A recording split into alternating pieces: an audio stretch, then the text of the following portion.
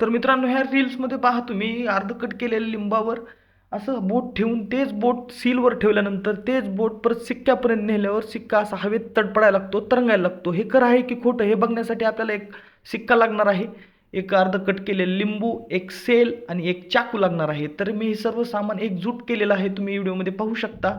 हे आपलं सामान आहे, एक सिक्का, एक लिंबू आणि एक सेल आणि एक चाकू आहे. तर चला आपण ट्राय करू की नेमकं ही ट्रिक वर्क करते की नाही, ही खरी आहे की खोटी.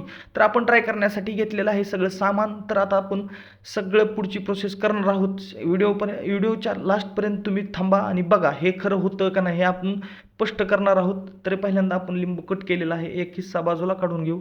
ती बी असतात तेच बाजूला ठेवू आधी. हे कट केलेलं आपलं एक लिंबू आलं. आता सेल घेऊ, हे सेल आपलं.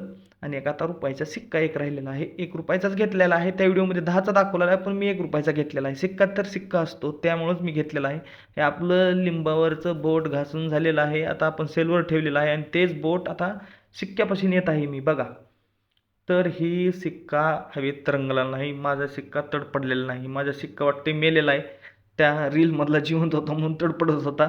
मला तर ही ट्रिक खोटी वाटत आहे. तुम्हाला काय वाटतं ह्याच्याबद्दल तुम्ही नक्की कमेंटमध्ये सांगा. तुम्हाला जर ही ट्रिक करायची असेल तर तुम्ही घरी करू शकता. फक्त लहान मुलांना लिंबू कापून द्या. लहान मुलाला करायची असली तर त्या लहान मुलांना करून देऊ नका.